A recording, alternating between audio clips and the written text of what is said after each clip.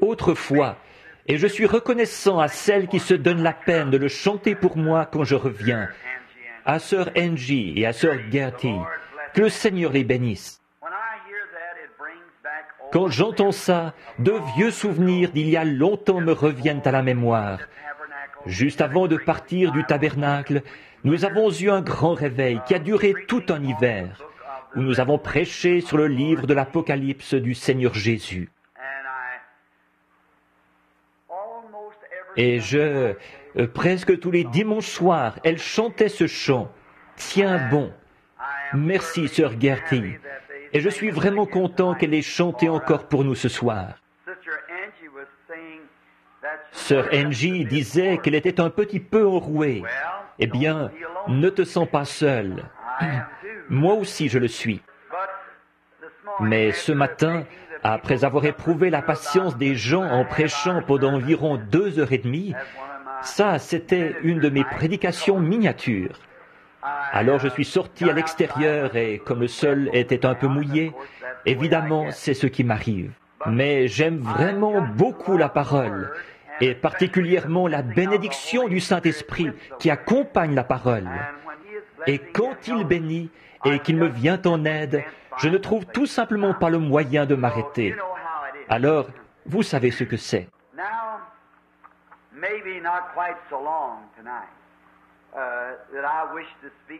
Maintenant, je ne voudrais pas prêcher aussi longtemps ce soir. Peut-être, vu que je suis un peu enroué, mais nous comptons sur Dieu pour qu'il nous bénisse et pour son aide spirituelle. C'est un besoin vital dans nos vies.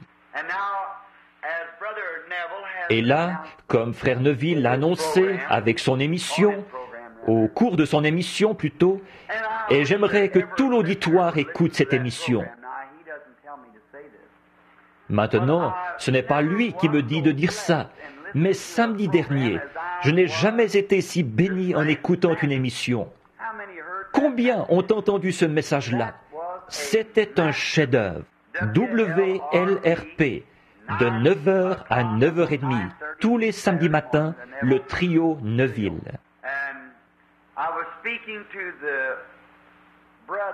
Et je parlais au frère qui s'occupe des enregistrements, frère Léo, qui est dans la pièce. Ça l'a tellement emballé qu'il disait, « Dites donc, qui est ce prédicateur ?» Il a la radio allumée. Et frère Jean ou quelqu'un a dit, « C'est frère Neville, c'est son temps d'antenne. » Et c'était vraiment merveilleux. Pas seulement celui-là, mais chacun. Je vais vous dire pourquoi j'aime beaucoup écouter prêcher frère Neville. Ce n'est pas surtout parce qu'il est un bon prédicateur, mais parce que je sais qu'il vit ce qu'il prêche. Et je préférerais que vous viviez une prédication devant moi plutôt que de m'en prêcher une. Ce sera plus efficace. Et maintenant, j'ai fait annoncer que je prêcherai pendant quelques instants ce soir sur « Dieu tient sa parole ». Et ce matin, je parlais de l'imitation du christianisme. Maintenant, que le Seigneur ajoute ses bénédictions là, alors que nous lirons sa parole. Et je veux lire à différents endroits dans l'Écriture, au moins 3, ou peut-être en citer d'autres. En effet, c'est de la parole que nous parlons.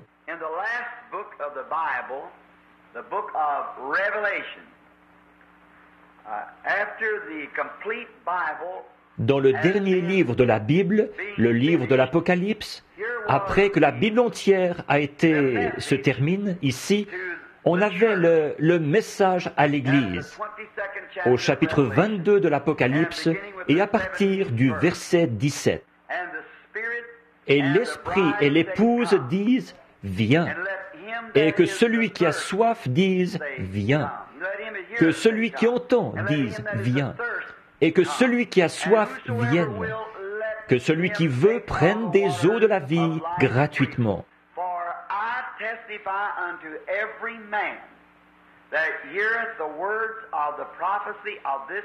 Je le déclare à quiconque entend les paroles de la prophétie de ce livre. Si quelqu'un y ajoute quelque chose, Dieu le frappera des fléaux décrits dans ce livre.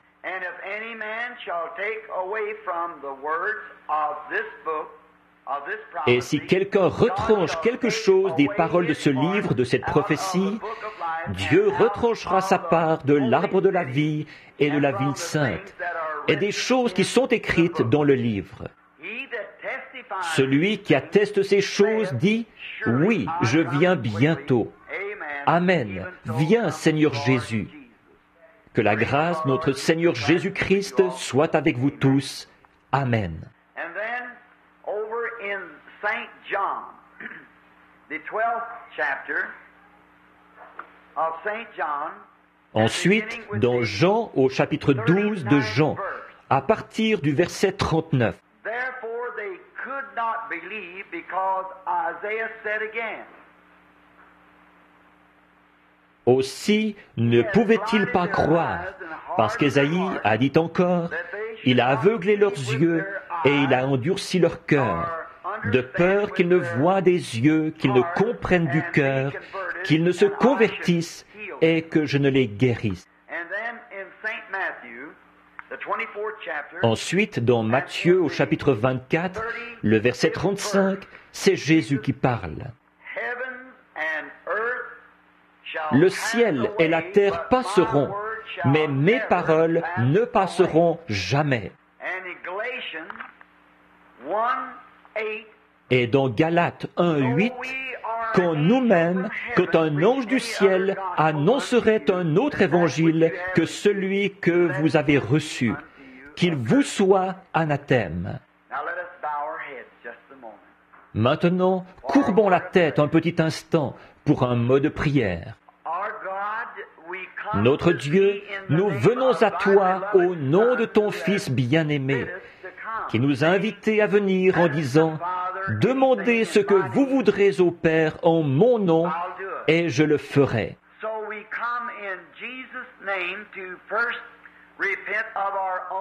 Alors nous venons au nom de Jésus, d'abord pour nous repentir de notre propre péché et de notre manquement, et pour te demander de nous purifier de toute notre iniquité et d'épurer notre pensée, pour que nous pensions aux choses qui sont justes et qui se rapportent au royaume de Dieu.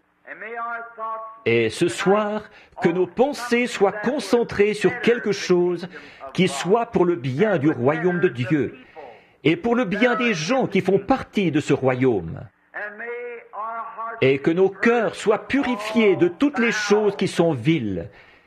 Nous désirons marcher avec droiture devant toi, avec des mains propres et un cœur pur. Et, oh, il n'y a que Dieu qui puisse faire ces choses. Aussi nous te prions, Père, de nettoyer nos mains et de purifier nos cœurs. Lave-nous des choses du monde dans les eaux de purification par la parole.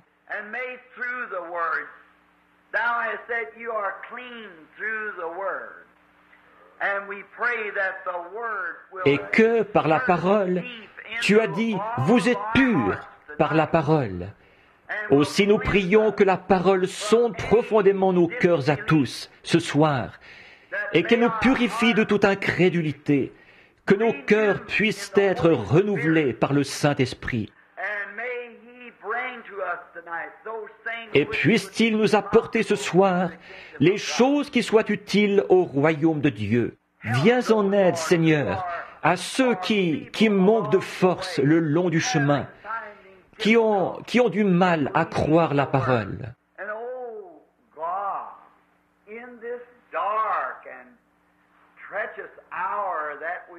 Et, ô Dieu, en cette heure sombre et perfide où nous vivons, et quand nous considérons cette crise mondiale qui est devant nous, tout ce que nous voyons, ce sont des ténèbres devant nous. Et tu as dit, levez la tête quand ces choses commencent à arriver, parce que notre rédemption approche.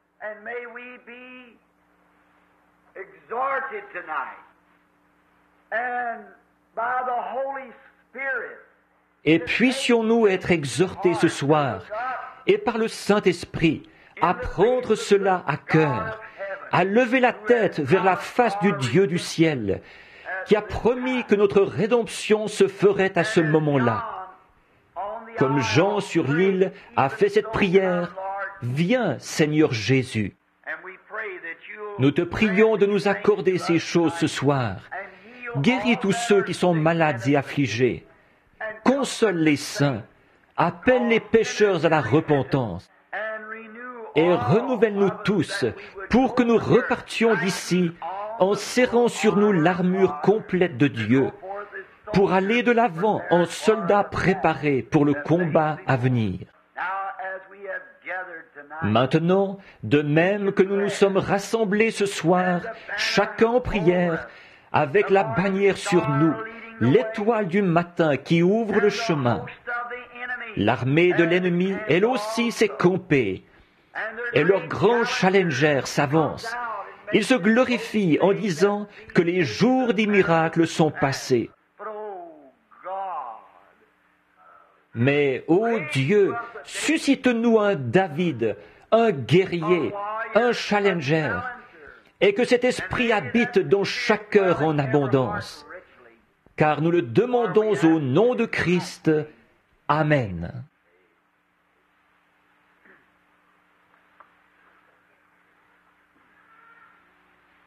In approach to this most vital subject, and it is not aimed to anyone's belief or to upset. Comme introduction à ce sujet des plus vitales, et qui n'est pas du tout dirigé contre la croyance de quelqu'un, ni pour contrarier, pour troubler ou pour s'attirer des ennemis, mais dans le seul but de rassembler et d'unir le peuple de Dieu.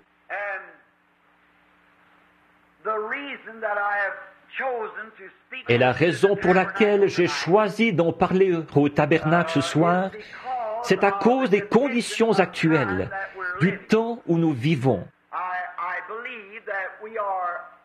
Je crois que nous sommes au bord de quelque chose. C'est sur le point d'arriver, et le monde entier en est conscient. On dirait que personne ne peut mettre le doigt carrément dessus. Mais pourtant, nous savons que quelque chose est sur le point de se produire. Ce n'est pas seulement ici, c'est partout.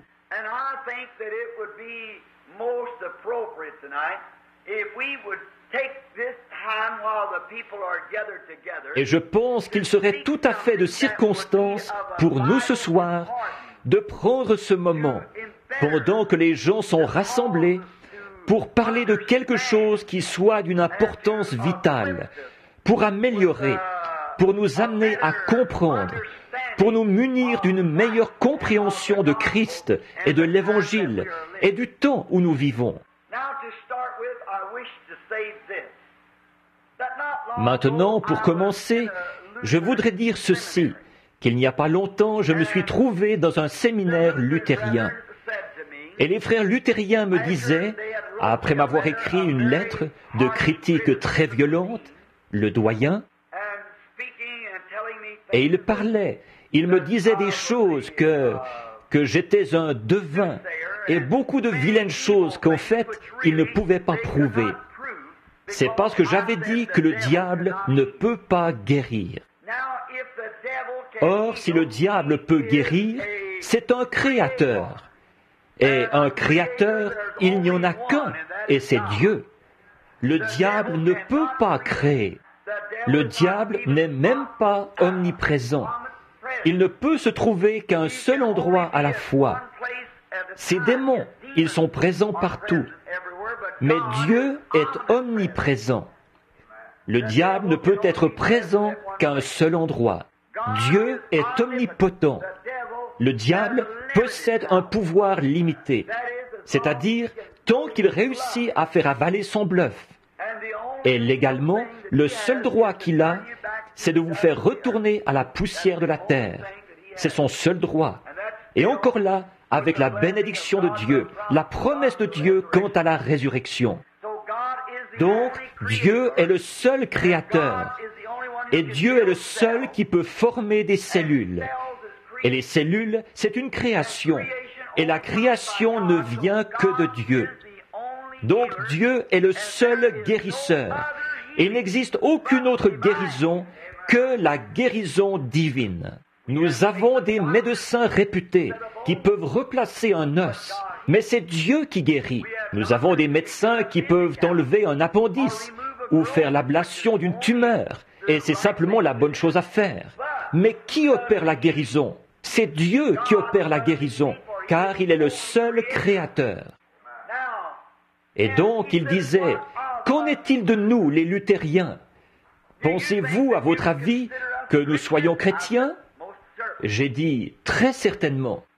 J'ai dit, le royaume de Dieu a été comme un homme qui a planté son maïs dans un champ. Un matin, il y est allé et il a regardé. Et les 2 petites feuilles avaient pointé au début du printemps. Et le cultivateur a dit, « Regardez mon champ de maïs. » Or, est-ce qu'il avait du maïs? Potentiellement, il en avait, mais pas en épi. Bon, c'est exactement comme si je vous me demandiez un chêne, et que je vous donne un gland. Potentiellement, vous avez le chêne, parce que le chêne se trouve dans le gland. Et de même, dans le grain de maïs, vous avez effectivement le maïs, mais seulement potentiellement. Vous avez le grain. Donc, le cultivateur disait, « Regardez mon carré de maïs. Il est beau, hein? Mon maïs. » Il l'appelait du maïs, pourtant il était en herbe. Après quelque temps, la tige de maïs a poussé, et c'est devenu une aigrette. L'aigrette, c'est là qu'est le pollen, où le pollen tombe de l'aigrette, ce qui produit la fécondation du maïs, entre le mâle et la femelle. Maintenant, que se passerait-il si l'aigrette regardait en arrière et qu'elle dise à la feuille, « Bon, moi, je n'ai rien à voir avec toi. Tu ne comptes même pas. Je suis quelque chose de différent. Je suis l'aigrette. C'est moi qui suis accepté. Toi, tu n'as rien à voir là-dedans. » Mais n'empêche que, sans la feuille, il ne peut pas y avoir de pollen dans le maïs, parce que l'aigrette tombe dans la feuille, et c'est de là que sort l'épi. Et la même vie qui est dans la feuille est aussi dans l'aigrette. Après quelque temps, l'épi apparaît. L'épi arrive, le grain. Et ensuite, le grain dit à l'aigrette, « Je n'ai rien à voir avec toi, tu ne comptes même pas. » Mais s'il n'y avait pas eu d'aigrette, il n'y aurait pas eu de grain. En fait, la petite tige, c'était le réveil luthérien. Et l'aigrette, c'était le réveil méthodiste. Et l'épi, c'est ce réveil-ci. Mais tout ça ensemble, c'est le même esprit, la même vie qui était dans la petite tige de maïs au départ, c'est la même vie qui est dans le grain.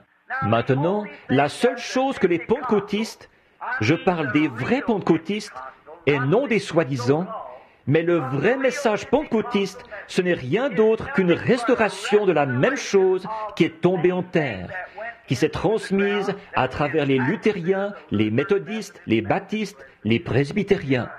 Voyez? Maintenant, on en est tout simplement à l'épi. Et maintenant, ça me coûte terriblement de dire ça, mais il y a des champignons qu'on poussait là-dessus. Et vous, les cultivateurs, vous savez ce que c'est. C'est quelque chose qui imite l'épi.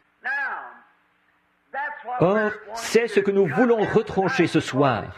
En effet, si vous ne l'enlevez pas de votre maïs, tout le carré va se gâter.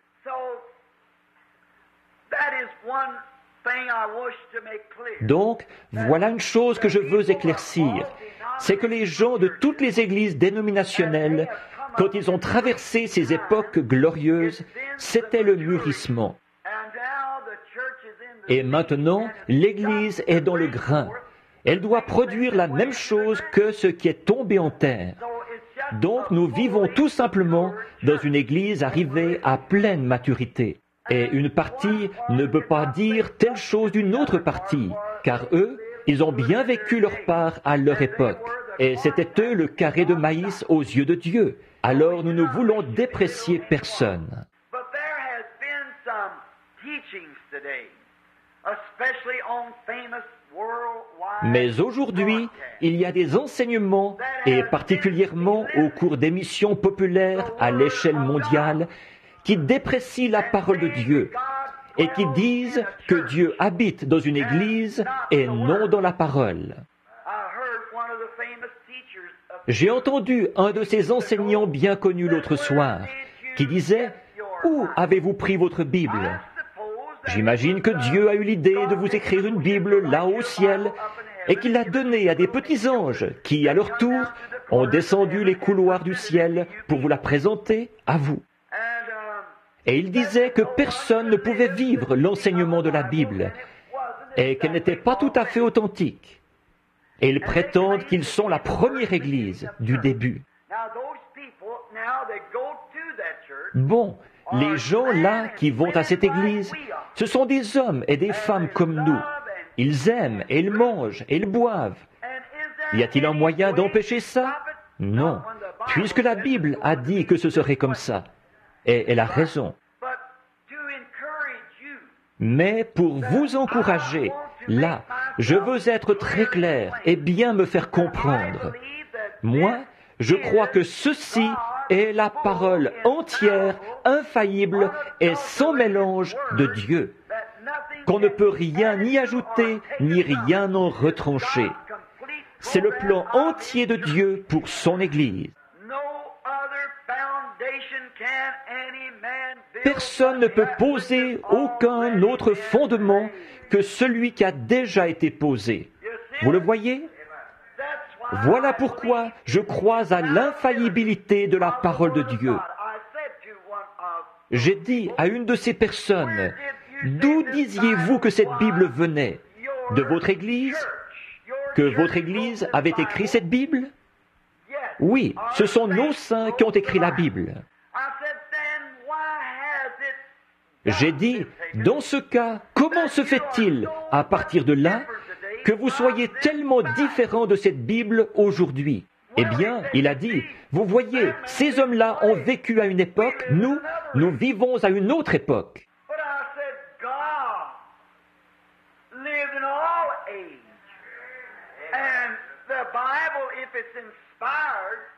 Mais j'ai dit, Dieu a vécu à toutes les époques.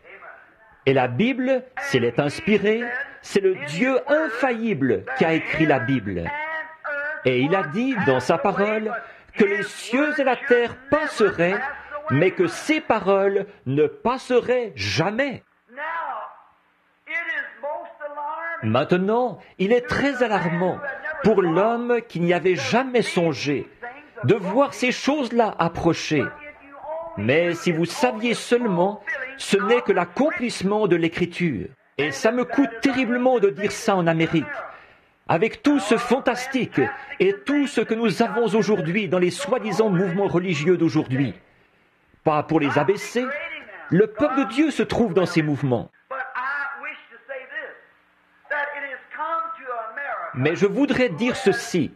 L'Amérique en est arrivée, à force de retrancher et de s'éloigner, les catholiques et les protestants, les deux, de l'enseignement de la parole, au point où ils ont adopté un système.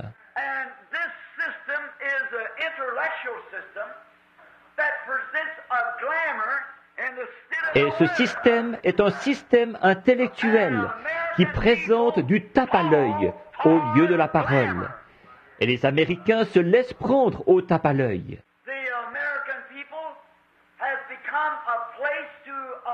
Les Américains en sont arrivés au point d'adorer une déesse. J'ai le plus profond et le plus grand respect pour les femmes.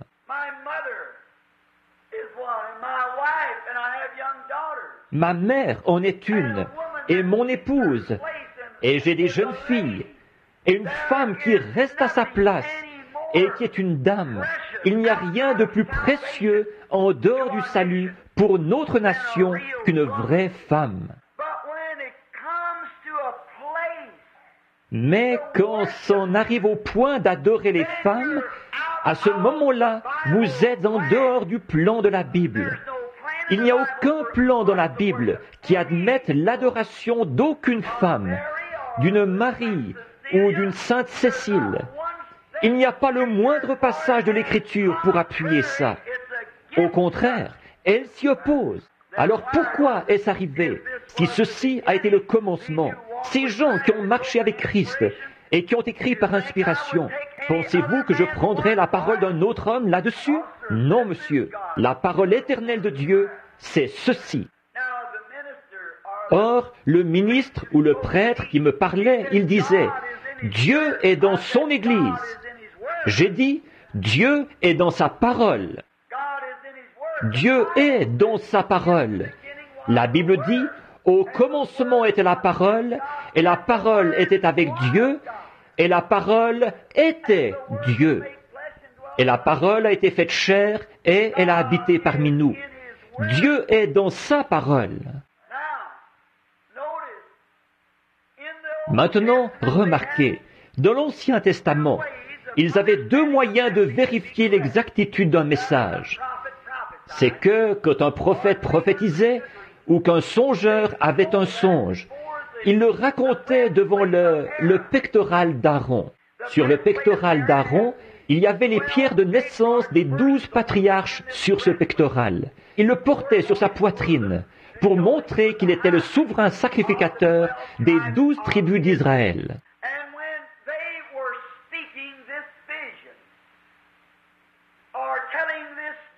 Alors, quand il racontait cette vision, ou qu'il racontait ce songe, si Dieu confirmait la chose, il y avait une lumière surnaturelle qui brillait sur cette Urim-Tumim, et qui confirmait que ce message-là était vrai. Peu importe combien ce message pouvait avoir l'air réaliste, peu importe combien il semblait bien concorder avec l'époque, si la lumière surnaturelle sur l'Urim-Tumim ne brillait pas, il était rejeté, parce qu'il n'était pas de Dieu. Et je dis aujourd'hui, oh, je veux que vous écoutiez. Tout message, quand même il viendrait d'un prêtre, d'un prédicateur, d'un prophète, de n'importe quoi d'autre, n'importe quel homme, si spirituel qu'il soit, quelle que soit sa fonction, ce qu'il a fait, qu'il ait ressuscité les morts, qu'il ait guéri les malades, qu'il soit l'archevêque de Canterbury, qu'il soit le pape de Rome, qu'il soit à la tête d'une grande dénomination, si spirituel qu'il soit, il aura beau avoir parlé en langue, il aura beau avoir dansé dans l'esprit, il aura beau avoir prêché l'évangile, quoi qu'il ait fait, si son message ne vient pas de la Bible, il est faux. C'est ceci, l'Urim-Tumim de Dieu. Quand la Bible a été achevée, l'ange est descendu. Il parlait à Jean. Ensuite, Jésus est venu lui-même. Il a dit, « Moi, Jésus, j'ai envoyé mon ange pour attester ces choses. » Et maintenant, ferme ce livre, mais ne le scelle pas, car quiconque en retranchera quoi que ce soit ou y ajoutera quoi que ce soit, c'est la parole de Dieu.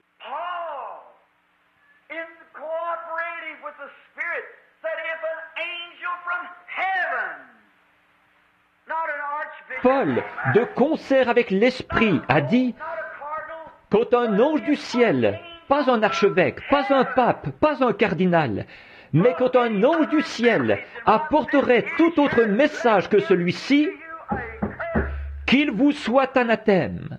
Mais maintenant, nous sommes sur le point, il y a des années, par le Saint-Esprit, je vous l'ai toujours annoncé d'avance. Quand Hitler et Mussolini sont apparus, j'avais dit, la façon dont tout ça, ça va finir, c'est que le communisme va s'emparer de tout et descendre du nord. Or, gardez vos yeux fixés sur ceci, Église. C'est le diable qui fait de la propagande pour ça. Et ce n'est pas selon l'Écriture.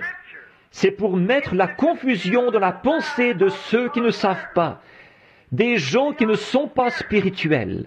Nous vivons au jour le plus glorieux où on n'ait jamais vécu. et pourtant au jour le plus sombre pour les incroyants, et à l'heure la plus déroutante pour ceux qui ne savent pas. C'est un jour remarquable que celui où nous vivons. Et quelle joie de savoir que votre ancre tient.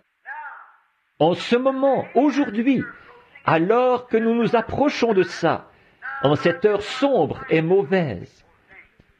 Or, je n'aime pas nommer les gens, mais je vais devoir nommer quelqu'un là. Mais je prie pour ce jeune homme. Je prie pour lui continuellement. Mais il est un instrument entre les mains du diable. Il s'agit de cet homme, Elvis Presley. Les gens sont partis à fond de train dans le boogie-woogie ou le rock'n'roll. Les Américains sont partis là-dedans. Et ils cherchent par ce même esprit à faire entrer ça dans l'Église. J'aime la musique d'Église quand elle est jouée comme de la musique d'Église, et non du rock'n'roll dans l'Église. Mais quand ces esprits-là s'emparent d'eux, il y a quelque chose derrière, et le diable se présente là pour défier. Et il se trouve que ce pauvre garçon pentecôtiste rétrograde a dit que la façon dont il avait appris ses manœuvres, ses secousses et ses tremblements, c'est qu'il avait trouvé et appris ça dans l'Église. Il est membre des premières assemblées de Dieu de Memphis dans le Tennessee. Son pasteur est l'un de mes amis.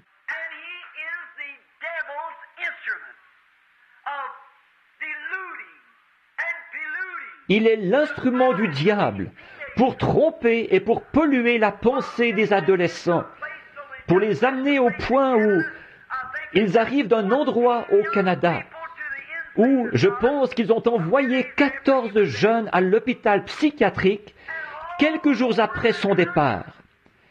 Et partout dans le pays, mais les gens sont partis à fond de train. Ils sont comme fous. La raison pour laquelle ils agissent comme ça, c'est parce que c'est tout ce qu'ils connaissent. Oh, comme je souhaiterais qu'ils connaissent le Seigneur Jésus. C'est tellement mieux. Je ne condamne pas, je plains cet être mortel. Et maintenant, ne serait-il pas de circonstance au jour où nous vivons, alors que les choses se passent comme elles se passent? Et l'idole de l'Amérique, c'est la reine de beauté de Hollywood. Alors que c'est elle qui donne le ton à toute l'Amérique. Alors qu'elle n'a qu'à se montrer dans ses tenues indécentes, et pratiquement toutes les femmes de l'Amérique vont faire comme elle. Le cœur m'a fait mal il n'y a pas longtemps. J'étais à Rome, et il y avait cette femme qui faisait les manchettes des journaux, dont il disait dans les journaux l'autre jour qu'elle allait avoir un bébé à Hollywood, une Romaine. Et il disait dans le journal, dans les journaux, et mon ami, le baron von Blomberg, qui parle 7 langues différentes et pouvait lire le journal sans problème, il a dit, elle est peut-être une déesse en Amérique, mais ici à Rome, elle est une prostituée. Quelle honte! Or, il faut qu'il y ait ces choses-là. Il faut que ça arrive pour être à la mesure de l'esprit de ce jour-ci. C'est pour cette raison que cette Église introduit l'adoration de Marie, d'autres femmes et tout.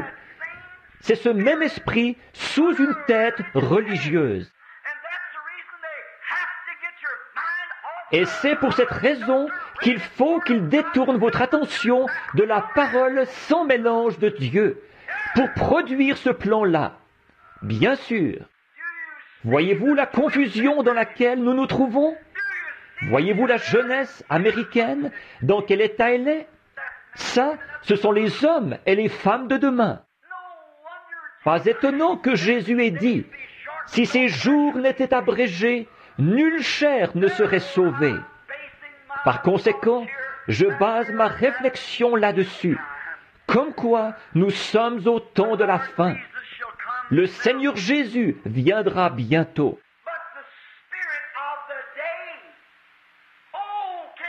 Mais l'esprit de ce jour, oh, pouvez-vous voir? Réfléchissez bien. Pouvez-vous voir ce qui s'est passé?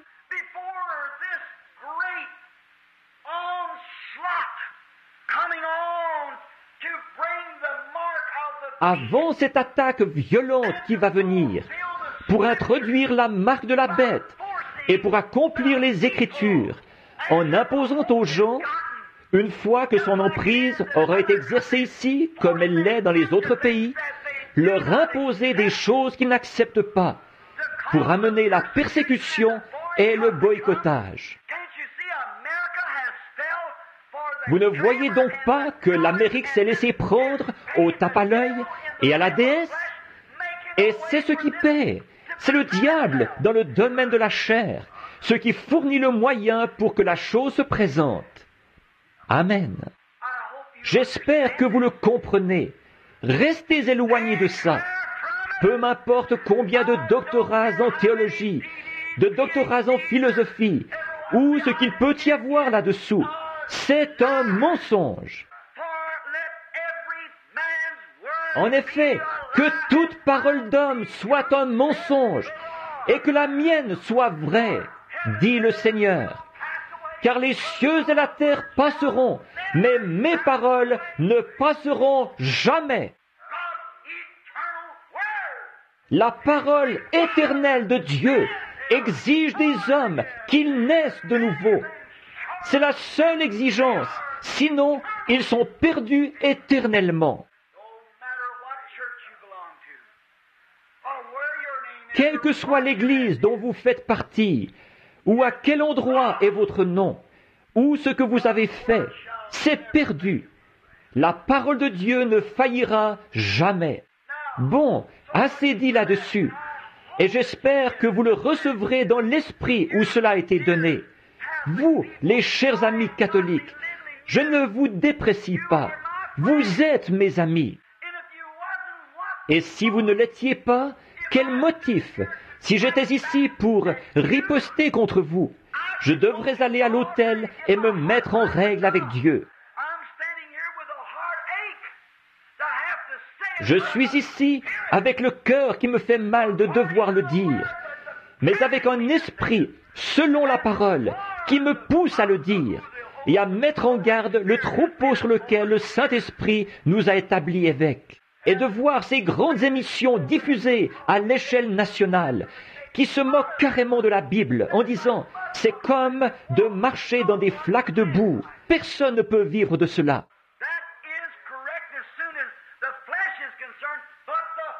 C'est exact en ce qui concerne la chair.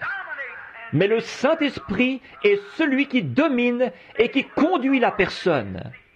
Que le Seigneur vous en fasse voir l'interprétation.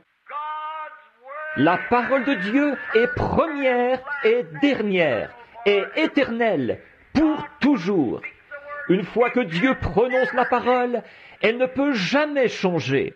Dieu, avant la fondation du monde, a dit « Au commencement était la parole ». Et la parole, qu'est-ce que c'est? C'est une pensée exprimée. Le Père, Dieu, en considérant le plan de la rédemption, il l'a parcouru du regard, et il a vu ce que Satan avait fait, et il a pensé, et il a vu le seul programme. Maintenant, c'est une pensée, mais quand il l'a exprimée, elle est devenue une parole. Et une fois que c'est une parole, elle ne peut jamais mourir, elle doit être éternelle, car sa parole ne peut pas plus faillir que lui ne peut faillir. Sa parole ne peut pas plus perdre sa vie que lui ne peut perdre sa vie. Sa parole. Les hommes d'autrefois, tout au long des âges, ils ont lu cette Bible.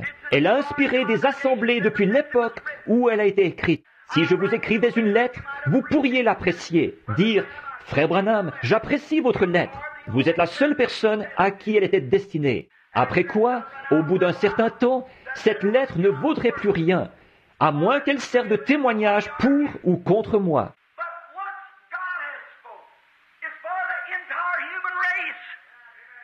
Mais une fois que Dieu a parlé, c'est pour la race humaine tout entière. Et c'est aussi nouveau ce soir qu'à l'heure où cela a été prononcé. Dieu a parlé. Il a dit que le Christ était l'agneau immolé dès la fondation du monde. Quand Dieu, dans son programme et sa pensée, l'a prononcé, Christ a été immolé à cet instant-là, bien qu'en fait, il n'ait été immolé que 4000 ans plus tard. Et Dieu, là, par sa prescience, il a vu qui serait sauvé et qui ne serait pas sauvé. Et c'est là que nos noms ont été écrits dans le livre de vie de l'agneau, à la fondation du monde, et qu'ils ont été associés à l'agneau immolé. Et la Bible dit, dans les derniers jours, écoutez, et l'Antichrist séduisit tous les habitants de la terre, dont les noms n'avaient pas été écrits dès la fondation du monde dans le livre de vie de l'agneau. Tenez-vous-en à la parole. Or, j'ai remarqué parmi nos frères, et je vous le dis avec respect à vous les protestants, et non par haine, par méchanceté, ou pour avoir quelque chose à dire. Il serait plus facile de parler d'autre chose. Mais c'est que je sais, la Bible dit, « Sentinelle, que dis-tu de la nuit ?» Et si la sentinelle voit venir l'ennemi et qu'elle n'avertit pas les gens, Dieu a dit qu'il redemanderait leur sang à la sentinelle. Mais si la sentinelle les avertit, alors la sentinelle est libre. Donc, je dois avertir. Et parmi nos frères les protestants, j'ai remarqué que, très souvent, après mon message de ce matin sur l'Esprit nouveau, et ensuite l'Esprit de Dieu dans... Combien est ici ce matin? Très bien. Dans l'Esprit nouveau et l'Esprit de Dieu. Tant de gens qui ont l'Esprit nouveau sans avoir l'Esprit de Dieu. Je veux que ce soit compris.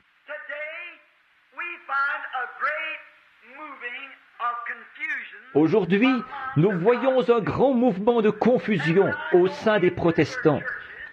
Et quand je vais dans leurs églises, quelquefois, c'est très attristant. Et maintenant, veuillez me pardonner l'expression. Mais comme le Saint-Esprit, comme j'en parlais à ma petite épouse qui est là-bas au fond l'autre jour, quand j'ai vu mes cousins qui gisaient là, tous les deux face à face, alors que leur vie leur avait été redemandée, l'un avait un chapelet à la main, il était catholique, et l'autre baptiste de l'autre côté, mes deux cousins. Et je les ai regardés. Je me suis dit, ô grand Dieu, comment est-ce possible? Ai-je failli? Est-ce qu'il y a eu quelque chose? J'ai dit à mon épouse, j'ai dit, il y a bien des choses que je ne sais pas, mais il y a certaines choses que je sais. J'ai dit, depuis que je suis tout petit, j'observe la sève en hiver, en automne, alors qu'elle descend dans l'arbre pour aller dans les racines se cacher et se garder au chaud pendant l'hiver. Je l'ai vue, d'une manière surnaturelle, remonter au printemps en produisant des feuilles et des fruits. J'ai vu la fleur dans toute sa beauté en été, courber la tête devant le gel en hiver et mourir. Et la semence périr et la pulpe périr.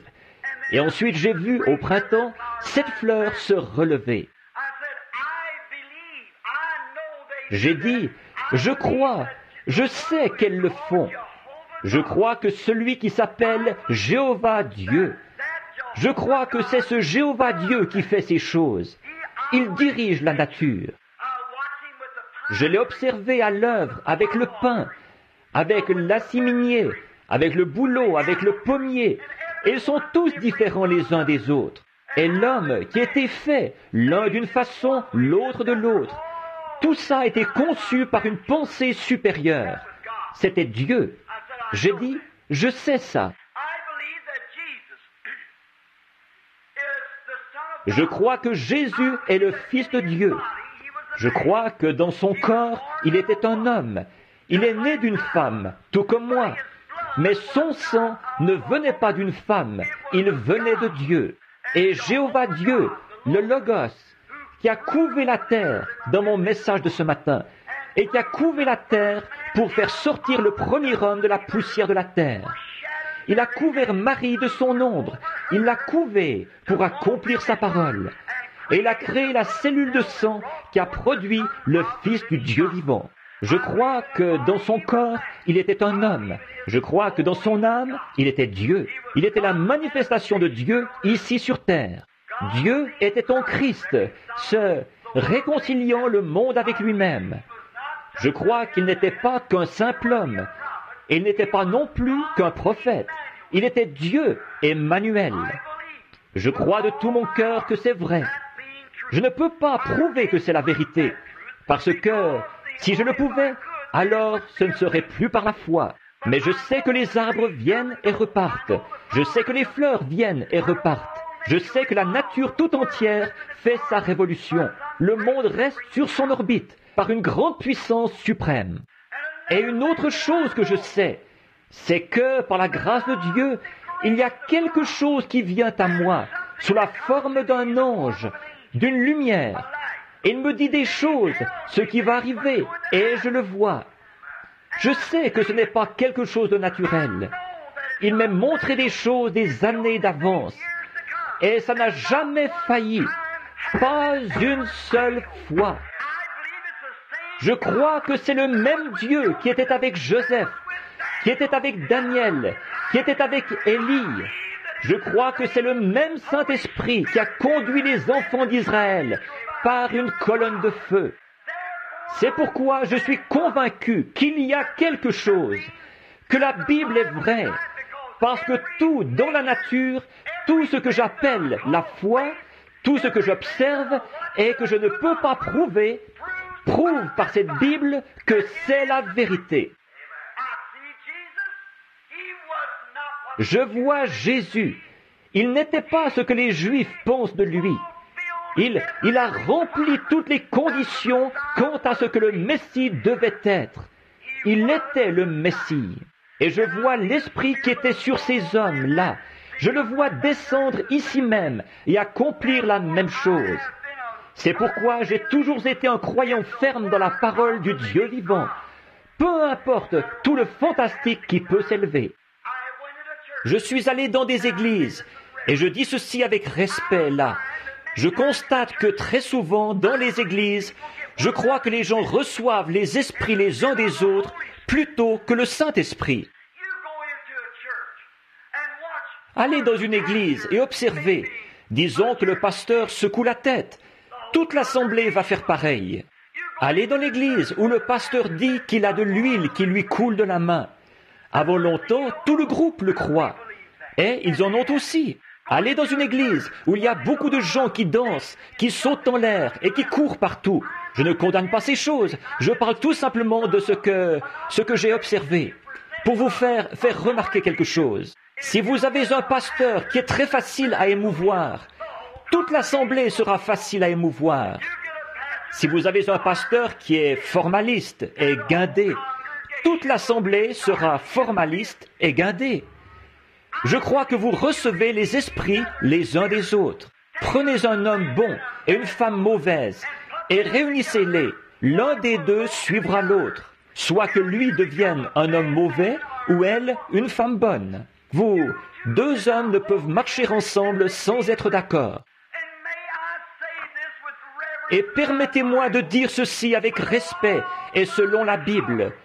De tout mon cœur, j'ai essayé, de tout mon être, de ne jamais être un querelleur.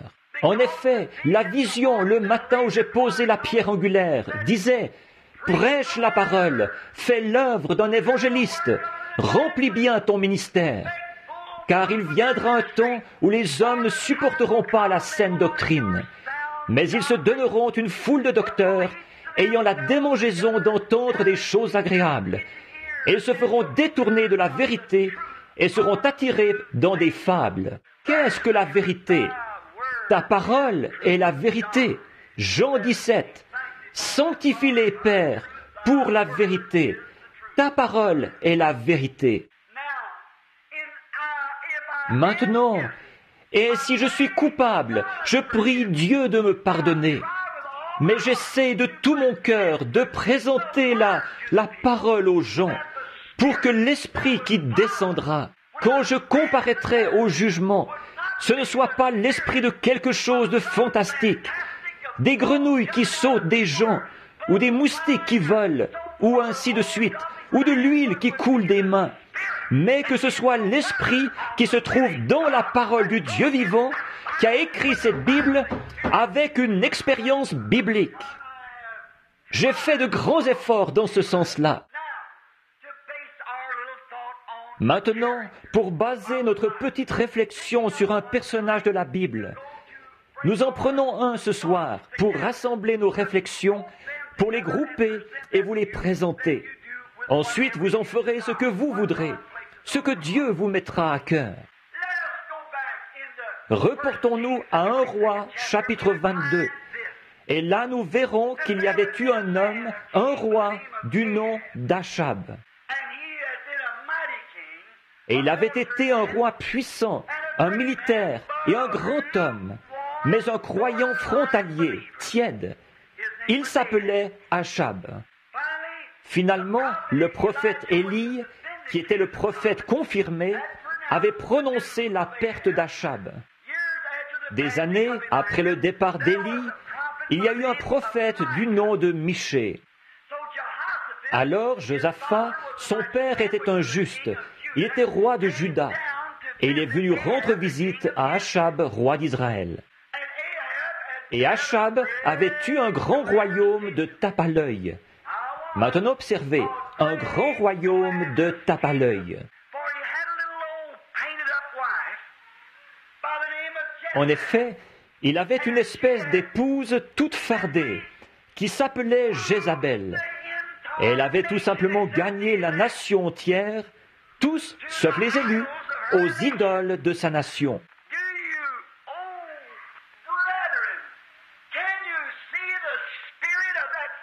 Est-ce que vous, oh les frères, est-ce que vous pouvez voir l'esprit de ce même démon à l'œuvre en Amérique aujourd'hui? Les petites Jézabel, l'esprit qui cherche à gagner les fils de Dieu pour les éloigner de Christ. Je ne dis pas ça pour plaisanter. Ici, ce n'est pas un endroit pour plaisanter. Ici, c'est la chair. Ici, c'est l'endroit où se trouve le tribunal de Dieu. Et la parole est le juge de Dieu. Ou c'est lui, elle est son jugement. La parole l'est. Maintenant, remarquez, cette petite femme, elle devait être tout à fait ravissante, mais n'empêche qu'elle a carrément influencé toute une nation. Et par quoi avons-nous été influencés aujourd'hui? Souvenez-vous, je le prédis, l'Amérique aime la femme. Elle est adoratrice de la femme. L'esprit de l'Amérique est carrément possédé de la femme. Ces petites femmes, en étant saisies par Hollywood, elles peuvent sortir dans la rue et envoyer plus d'hommes en enfer que tous les bars qu'on peut mettre ensemble. Et pourtant, dans son état normal, elle est un joyau au cœur d'un homme et une bénédiction pour le royaume de Dieu. Vous le voyez? Maintenant, regardez bien un petit instant. Et non, sans avoir de parti pris, restez assis tranquillement et écoutez. Laissez le Saint-Esprit vous apporter cela. Maintenant, aujourd'hui, nous voilà dans le même état qu'à l'époque d'Achab. Eh bien, tout ce que la femme disait, c'est ça qu'Achab faisait. Maintenant, c'est jusque dans l'Église. Ils adorent les femmes. Il n'y a pas longtemps, mon indignation de juste a été excitée. Au Mexique, quand j'ai vu une pauvre petite femme, j'en ai entendu parler plutôt, qui descendait, qui se traînait sur des milles, sur des pierres brûlantes. Et il y avait le père qui suivait en marchant, avec un bébé dans les bras, deux, et un autre qui suivait la maman. Et elle qui pleurait, les genoux tout écorchés, elle avançait, les mains sur ses pierres en pleurant. Et tout le monde qui la regardait. Elle était montée jusqu'à la statue d'une femme morte, d'une prétendue sainte. Et je ne dis pas ceci pour critiquer, je le dis à la lumière de la parole de Dieu. C'est du spiritisme pur et simple, absolument. La Bible dit Il n'y a aucun intercesseur. Il n'y a aucun médiateur entre Dieu et l'homme, aucun, sauf Jésus-Christ, homme. Si l'Église primitive était catholique, alors pourquoi ont-ils changé? Alors que l'Église catholique primitive condamnait cela et que cette Église catholique l'accepte. C'est un monde de la femme. C'est l'esprit et le slogan d'aujourd'hui. Et c'est vrai, c'est tout à fait exact. Et je prédis qu'il y aura une femme qui sera une femme très importante. Vous, les plus jeunes ici ce soir, rappelez-vous que Frère Branham l'a dit. Et je l'ai dit en 1933, quand j'ai vu la venue du Seigneur, et que les automobiles prendraient de plus en plus la forme d'un œuf, jusqu'à ce que finalement elles prennent parfaitement la forme d'un œuf. Peut-être que certains d'entre vous le savent. C'est écrit sur de vieilles feuilles de papier, et tout. C'est le matin où nous étions ici, au petit temple des francs-maçons, où nous faisions, ou à l'orphelinat ici, sur la prochaine, la 2e rue d'ici, où nous faisions la réunion. Et j'ai vu une femme s'élever, vulgaire au possible, et elle dominait le pays. Et je prédis qu'une femme sera soit président, ou qu'elle détiendra un grand pouvoir à un certain niveau aux États-Unis, avant l'anéantissement total du monde. Retenez bien ça, je l'ai dit. Remarquez maintenant ce qui se passe. Jézabel, elle dominait Achab. Elle le menait par le bout du nez. Avant, c'était le pauvre papa ou la maman qui restait à la maison avec les bébés pendant que le mari ivrogne sortait. Maintenant, c'est le pauvre papa qui s'occupe du bébé pendant que la femme ivrogne est sortie. Ce ne sont pas des plaisanteries, ça. C'est la vérité. Je ne parle pas des justes, non monsieur. Je suis simplement en train de vous montrer l'esprit qu'il y a dans le monde. Maintenant, remarquez, est-ce que ce n'est pas encore du tape à l'œil? Considérez l'époque d'Achab, comme le pays était florissant. Oh là là, c'était le grand âge d'or. Comme Israël était florissant sous le règne d'Achab, c'est hypocrite. Et en réalité, c'est Jézabel qui gouvernait en dessous. Et ça, c'est pour vous qui étudiez la Bible. Comme Achab a épousé Jézabel et a introduit l'idolâtrie dans le judaïsme à l'âge des ténèbres, de même le protestantisme a épousé le catholicisme et a ramené le paganisme dans l'Église chrétienne. Et aujourd'hui, souvenez-vous, l'Église protestante a été appelée une impudique. En effet, elle a été appelée une prostituée, elle aussi. Souvenez-vous-en. Alors, la poêle ne peut pas se moquer du chaudron. On ne peut pas tomber d'un mal dans un pire pour se tirer d'affaire. Mais soyons attentifs à la vérité. C'est la vérité que nous voulons. Nous sommes un peuple en route vers l'éternité et nous devrons nous retrouver devant Dieu. Aussi, trouvons la vérité. Maintenant, si vous le voulez bien, je voudrais vous faire remarquer. Il y a eu, toujours Dieu a envoyé, ou d'abord Josaphat le juste est venu rendre visite à Achab. Et c'est là qu'il s'est attiré des ennuis. Vous ne pouvez pas mêler le bien avec le mal et en retirer quelque chose. Vous ne pouvez pas mêler de l'huile avec du vin. Ça ne se mélangera pas. Et vous ne pouvez pas non plus entretenir des fréquentations et des attaches avec les choses du monde tout en vivant une vie victorieuse. La Bible dit « Sortez du milieu d'eux et séparez-vous, dit le Seigneur. » Bien, voyez. Mais vous dites « Eh bien, frère Branham, je sais, mais vous vous fiez à votre propre intellect. C'est contraire à la parole. Et la parole est la vérité. Je crois la parole. » Maintenant, remarquez, Josaphat est venu voir Achab et, il a organisé un grand festin, c'est sûr. Ce que nous appellerions aujourd'hui, dans le langage de la rue, faire la bombe. Ils ont invité tout le monde. Ils ont tué un bœuf et tout, et des moutons. Et ils ont fait un grand festin ensemble. C'est là que le croyant s'attire des ennuis. Oh, je vous le dis, vous êtes bornés à votre petite église d'exalter là-bas. C'est tout. Vous devriez venir à la grande église. Vous devriez venir. Oh, vous devriez voir, notre pasteur a un doctorat en théologie, un doctorat en théologie, un doctorat en philosophie. Voyez-vous, notre pasteur, notre chorale chante comme les anges. Ça n'a rien à y voir. Si c'est contraire, à l'ainsi dit le Seigneur. Maintenant, et quand ils ont tué le bœuf, et qu'ils ont fait ce grand festin, Achab avait une alternative là, et ses motifs étaient mauvais. Il cherchait à faire le gros m'as-tu vu pour prendre Josaphat au piège. Et c'est ce que le diable cherche à faire aujourd'hui. Même chose. Eh bien, nous sommes en majorité.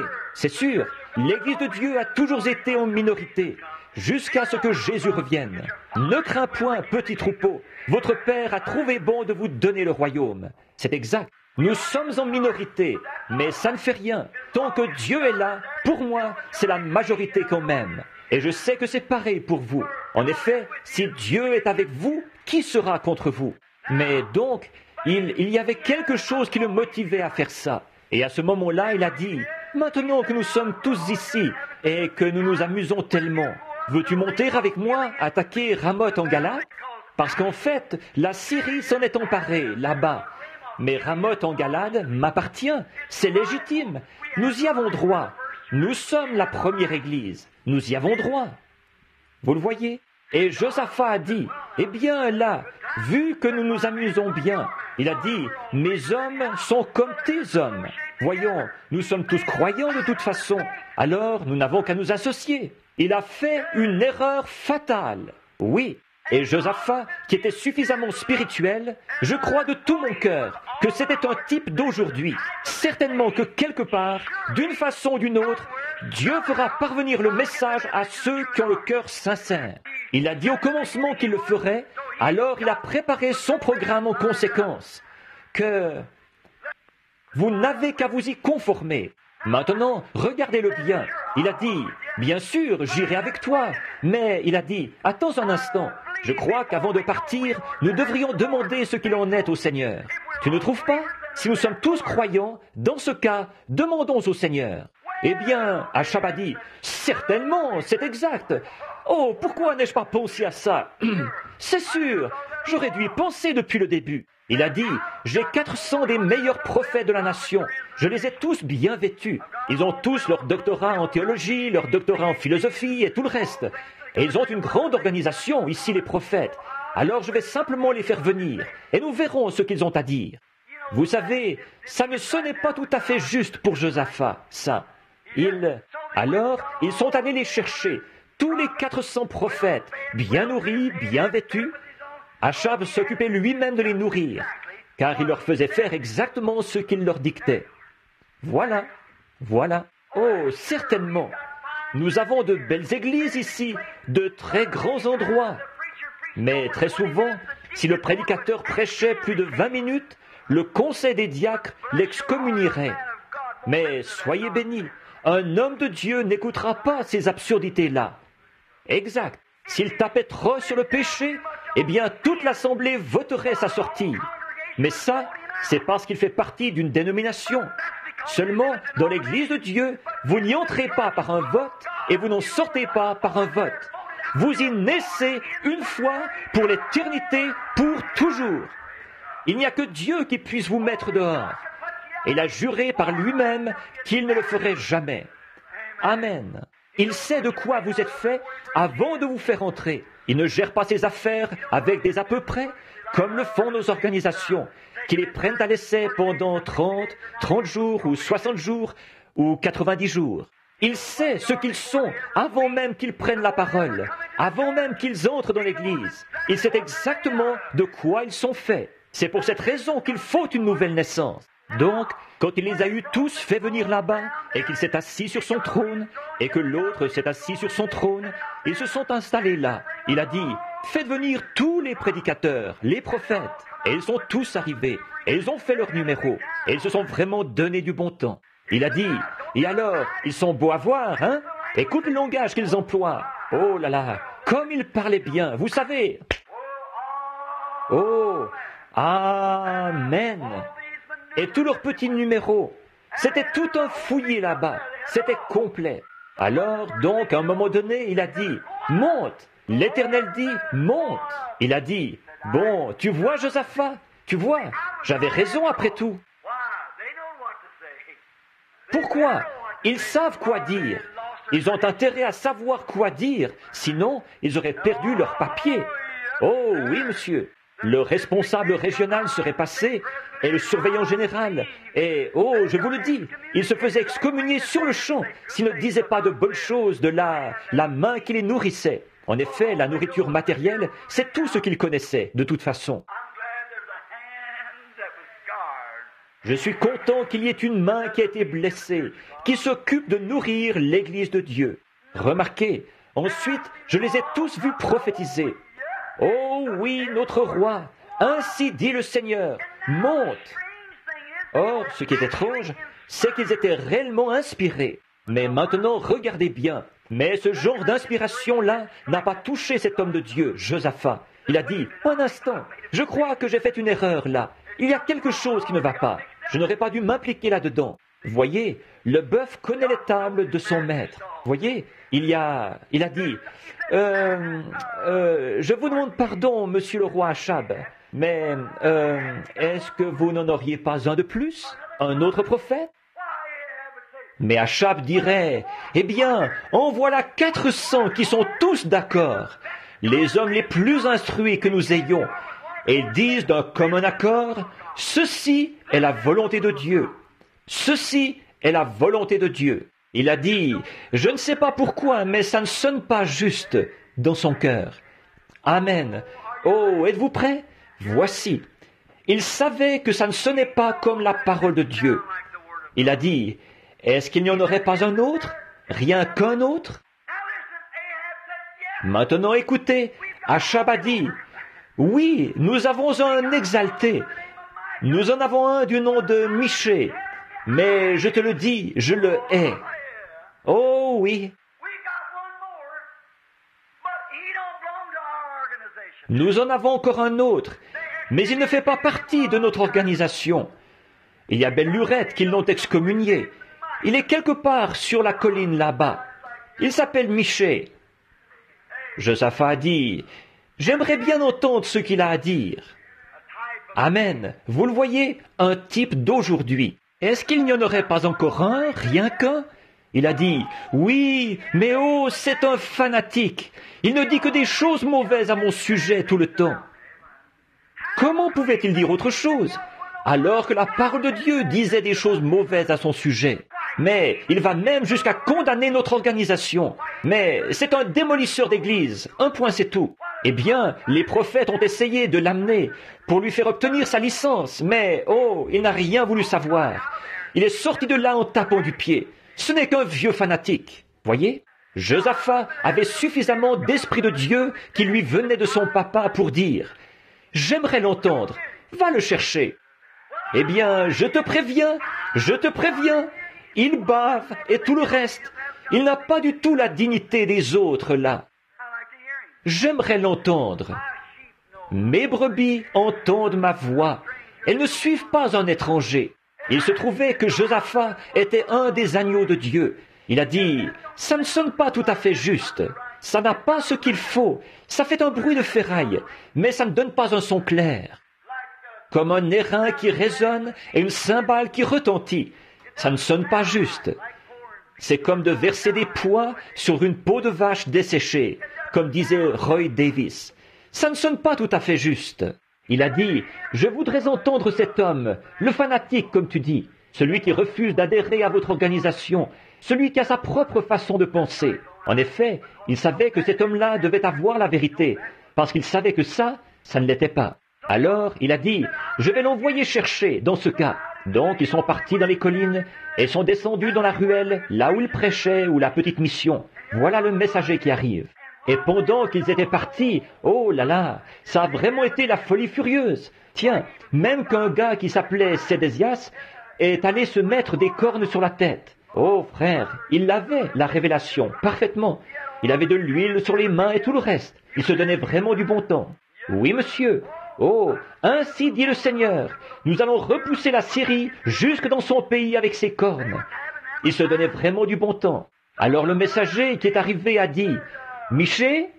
Il a dit, oui. Es-tu le fils de Jimla? Oui, je le suis.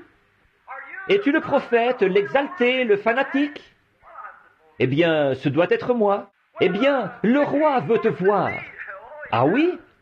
Michée le savait déjà, sans doute. Le Seigneur lui avait déjà dit pourquoi il y avait tout ce rassemblement là-bas.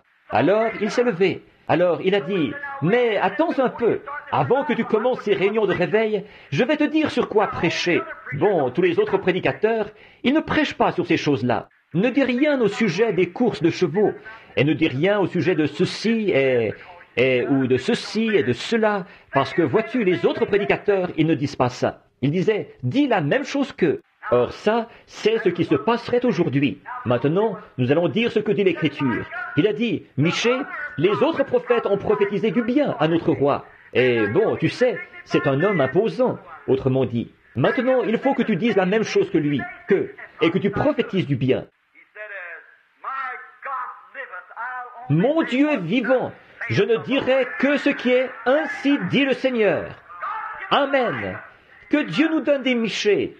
Tenez-vous-en à la parole. Il n'avait peut-être pas tout le fantastique que les autres avaient. Il n'avait peut-être pas le diplôme de l'autre, le doctorat en philosophie. Il n'avait peut-être pas le standing. Il n'était peut-être pas le grand docteur en théologie aux yeux des gens. Mais il avait la parole. Amen. Oh, c'est ça. Il savait que Dieu tiendrait sa parole. Alors il a dit, seulement ce que Dieu me dira de dire, je dirai la même chose que ce que Dieu dit. Et si Dieu prédit que ces jours vont venir, si cette chose mauvaise est prédite, l'adoration des femmes, ou l'intercession des saints, ou la communion des saints, s'il condamne toutes ces absurdités et ces autres choses. Et il est dit, de même que Jeannès et Jean Bresse s'opposèrent à Moïse, ces hommes feront de même dans les derniers jours. Je condamne cette chose, selon la parole de Dieu, et je dis que c'est mal. Tenez-vous-en à la parole. Peu m'importe toutes les sensations que vous pouvez éprouver, combien vous pouvez sauter et crier, combien vous pouvez faire ceci ou autre chose. Si l'Esprit de Dieu ne vous conduit pas à mener une vie pure, parfaite devant Dieu, condamnez la chose. Si Dieu avait voulu que vous donniez de l'huile, il aurait fait de vous un olivier ou un puits de pétrole du Texas. Je vais vous dire quelque chose. Avec Dieu, tout a sa raison d'être. Tenez-vous-en à la parole. Ce que la Bible dit, tenez-vous-y. C'est l'Urim Tumim de Dieu. Et le vieux Michée, le prophète, s'est tenu à la parole de Dieu. Il s'est avancé là-bas, hardi comme un lion. Cette nuit-là, le Seigneur lui avait donné une vision. Il savait où il en était. Et regardez bien, oh frère, les autres aussi avaient eu une vision, mais leur vision ne concordait pas avec la parole de Dieu. Par contre, celle de Michée était conforme à la parole de Dieu. En effet, Élie, qui avait la parole de Dieu, le prophète, le voyant, avait déjà annoncé ce qui allait arriver à Achab. Alors, comment Michée pouvait-il annoncer du bien alors que la parole de Dieu annonçait du mal?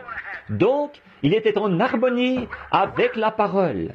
Frères, quelle que soit la hauteur de leur clocher, ou combien les gens qui vont là sont bien habillés, ou l'instruction du pasteur, ou tout ce genre de choses, ou ce que l'évêque de Chine peut dire, ou n'importe qui d'autre, si c'est contraire à la parole, tenez-vous-en loin, restez dans la parole. C'est sur elle que se repose le véritable serviteur de Dieu, directement sur cette parole. C'est exact. Michée s'est présenté là, et il a eu sa vision. Et quand il a prophétisé et qu'il a eu sa vision, il a vu qu'elle concordait exactement avec la parole, qu'elle s'y ajustait parfaitement. Il savait qu'il avait l'ainsi dit le Seigneur. Il s'est présenté là. Il a dit, Michée, fils de Jimla, dois-je aller à Ramoth en Galade ou dois-je y renoncer? Michée a dit, monte. Il a dit, ça ne sonne pas juste ça. Même lui, il avait plus de bon sens que ça. Il y a beaucoup de ces gens qui adhèrent à ces grandes choses classiques, rien que pour être populaires. Pourtant, ils savent bien que ce n'est pas juste. L'esprit de vie qui œuvre dans le monde leur dirait que ce n'est pas juste. S'ils avaient la moindre lueur de vie en eux, ils recherchent tout ce fantastique, les grenouilles qui sautent et les moustiques qui volent, et de trembler, de sauter, de courir et tout, alors qu'ils savent que c'est en contradiction. Mais ils l'acceptent à cause d'une sensation. On s'en fiche des sensations. Je veux l'ainsi dit le Seigneur. C'est exact, ce que dit la parole. Or, je crois à une religion qui vient du cœur. Je crois à la joie que je peux éprouver. Je crois à la puissance du Saint-Esprit. Je crois à la guérison divine. Je crois à toutes les manifestations des dons. Seulement, ils doivent être placés dans le corps avec respect, opérant en harmonie parfaite avec la parole. Quand je vais quelque part et que je me mets à prêcher, que je fais un appel à l'autel, une femme va se lever et parler en langue. Eh bien, quelle honte, que ça fait pitié.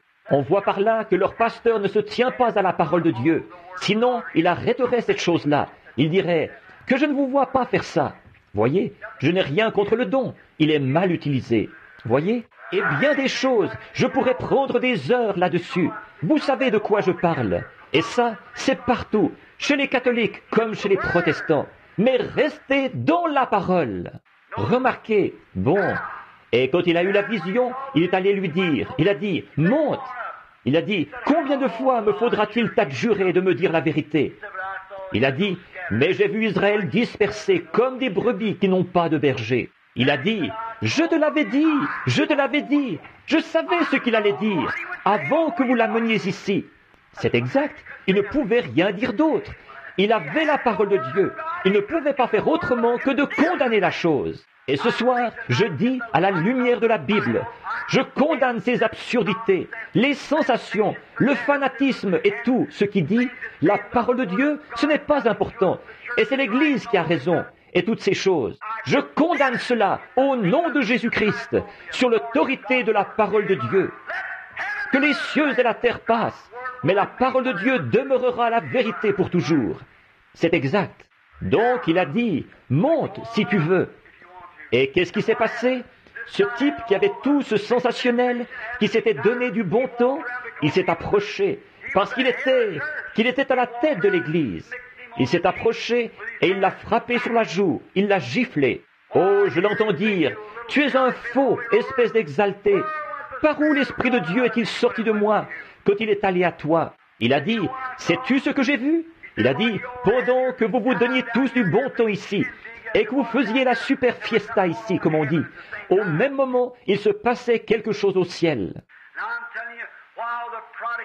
Et je vous le dis, pendant que les fils prodigues sont dans la porcherie, et que l'Amérique danse au rythme du boogie-woogie et du rock'n'roll, avec leurs Elvis Presley et leurs Kiem Susi, il y a une réunion qui a lieu au ciel en ce moment.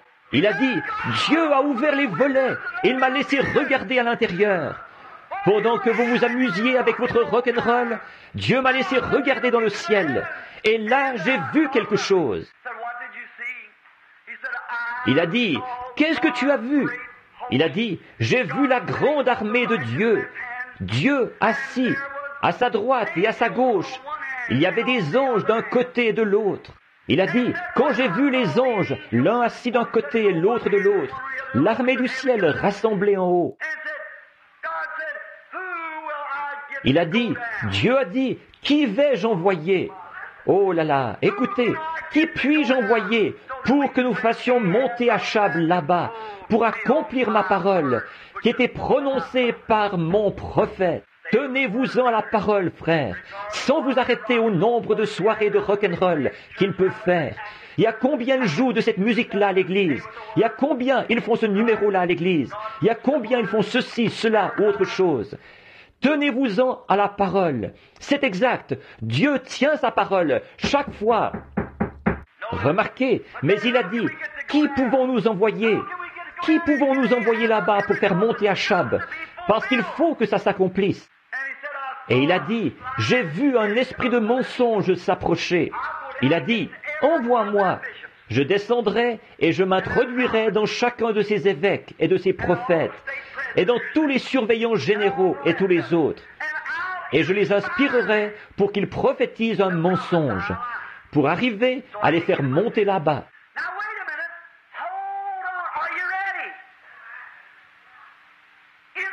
Un instant là, attendez, êtes-vous prêts? Une inspiration qui ne concorde avec la Bible, c'est une inspiration fausse. Frère Branham, comment pouvons-nous être sûrs que nous sommes dans le vrai? Nous voyons ceci s'élever, et toutes ces choses, et le fantastique. Tenez-vous-en à la parole. C'est sûr, Ils étaient tous les deux inspirés. Ici, il y avait un petit homme qui était là tout seul. Il était inspiré. Ici, il y avait 400 bons évêques. Et ils étaient inspirés. Et chacun disait, « Ainsi dit le Seigneur ». Mais comment savoir lequel est dans le vrai? Tenez-vous-en à la parole. Michée avait la parole. Et il savait que le mal devait recevoir le mal pour salaire. Il savait que cette hypocrisie, cette religion artificielle, ces choses qui avaient beaucoup de classe, et une Jézabel toute maquillée, et toutes ces autres choses, forcément qu'elles auraient affaire à la main du Dieu vivant. En effet, le prophète, la parole de Dieu l'avait dit.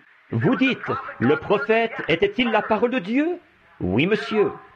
Ils sauront. À plusieurs reprises et de plusieurs manières, le Seigneur a parlé à nos pères, par les prophètes, en ces derniers jours par son Fils, Jésus-Christ. C'est exact. Bien sûr, c'était la parole de Dieu. Ils étaient là, inspirés. Ils pensaient qu'ils étaient dans le vrai. Je ne dis pas qu'ils n'étaient pas sincères. Ils étaient sincères. C'étaient de grands hommes. Ce n'étaient pas des hommes sans instruction. Ce n'était pas quelqu'un qui n'est pas trop au courant de son affaire. C'étaient de grands hommes, instruits dans la parole, inspirés. Mais leur inspiration ne concordait pas avec la parole de la Bible. C'est pour cette raison que Michée savait qu'ils étaient dans l'erreur. Et la Bible dit qu'au dernier jour, les hommes seront égoïstes. Quoi? Vous n'allez pas me dire que ce petit 2 par 4 va m'en remontrer. Je suis évêque. Je suis à la tête de telle et telle chose. Je suis l'homme important de l'Église catholique. Je suis l'homme important de l'Église méthodiste, baptiste ou même pentecôtiste. Je suis le surveillant général. Vous n'allez pas me dire que vous laissez cet homme. C'est exact. Vous n'allez pas me dire ceci, cela. La Bible dit qu'il serait égoïste, vantard, hautain, blasphémateur, désobéissant, ingrat, irréligieux, insensible, intempérant et ennemi des gens de bien, ayant l'apparence de la piété, tout comme ceux-là l'avaient, mais reniant ceux qui ont fait la force, la parole. S'ils ne parlent pas selon cela, il n'y a aucune vie en eux. C'est exact. Ayant l'apparence de la piété, mais reniant cela.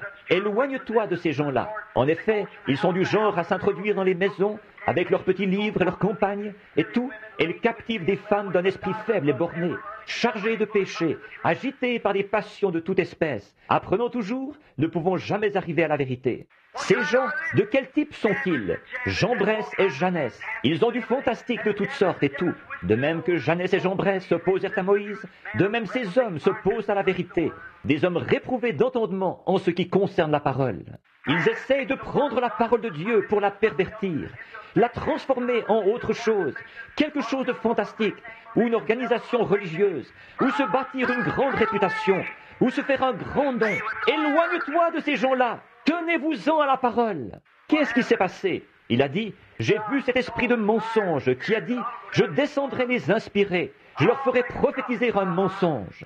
Et ces hommes qui voulaient tant plaire au public, oh Dieu, aide-nous. Ils voulaient tant prendre ça, être un docteur ayant la démangeaison d'entendre des choses agréables, qui se ferait détourner de la vérité pour se tourner vers les fables, comme le Saint-Esprit nous a prévenus et nous a dit qu'il serait dans les derniers jours.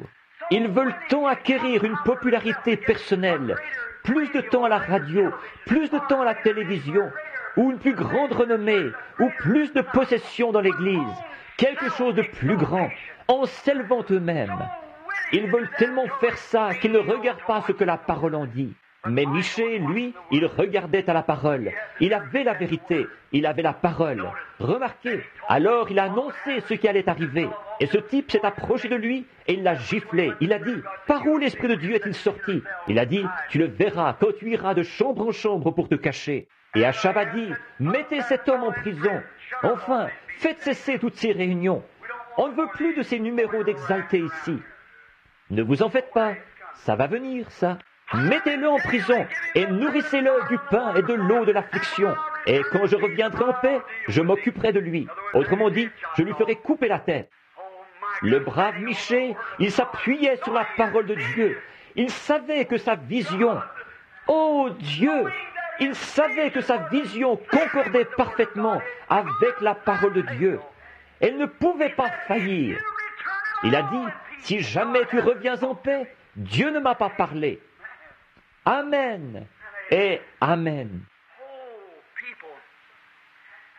Les amis, il se fait tard, mais je veux vous dire ceci, mon cher ami.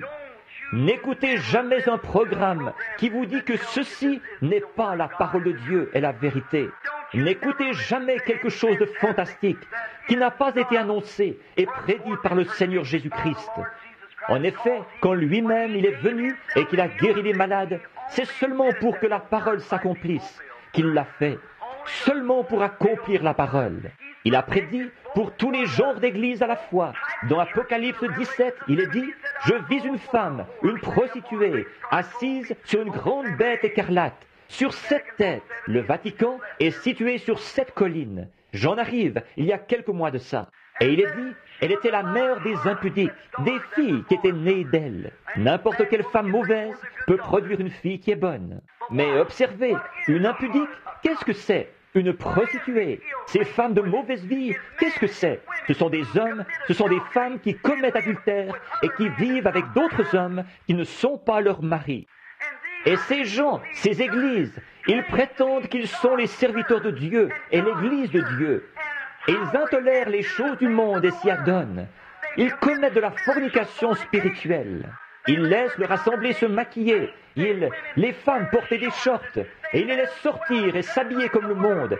Et ils ne condamnent jamais ça. Ils laissent les hommes fumer une petite cigarette en société ou consommer de l'alcool. Ils les laissent faire leur petite partie de cartes et jouer au billard au sous-sol et avoir les bals étudiants et les soirées dansantes dans l'église et des soupers où on sert de la soupe et tout le reste.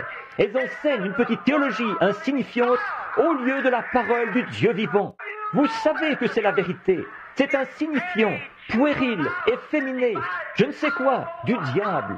Et au nom de Christ, je condamne la chose à la lumière de la parole de Dieu. Et je dis que nous devons être régénérés, inspirés du Saint-Esprit, nés de nouveau, marcher dans l'humilité et dans la présence de Dieu, si nous ne voulons jamais parvenir à l'enlèvement dans les jours à venir. Tournez-vous des choses de Dieu. Peuple, tombez à genoux. Église de Dieu, toi qui prétends avoir embrassé le bord des bénédictions de Dieu, tiens-toi à la parole de Dieu. Et tout ce qui est contraire, détourne-t'en tout de suite et continue à avancer. Les lumières du soir sont là. Le Seigneur Jésus vient bientôt. Pouvons-nous courber la tête un petit instant?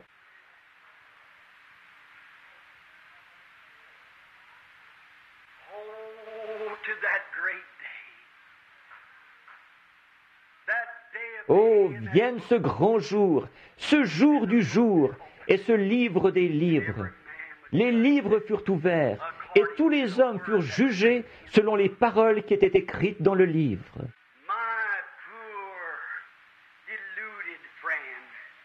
Mon pauvre ami, qui est dans l'erreur, non pas, oui, mon ami, et toi qui as essayé en vain et qui as lutté contre l'air. Tout comme un oiseau, j'ai remarqué, il cherchait à se frapper la tête contre une fenêtre pour éteindre la lumière. Qu'est-ce qu'il a fait? Il s'est fracassé la cervelle, c'est tout. La lumière a continué à briller. Un jour, là-haut, dans la statue de la liberté, en haut, dans le grand bras, il y avait des petits oiseaux morts qui gisaient partout. J'ai dit, qu'est-ce qui s'est passé? L'homme a dit, il y a eu de l'orage la nuit passée, et pendant l'orage, ces petits oiseaux ont volé dans la lumière. Au lieu de se servir de la lumière pour se mettre à l'abri, ils ont essayé d'éteindre la lumière en la frappant avec leurs petites ailes, et ils se sont fracassés la cervelle.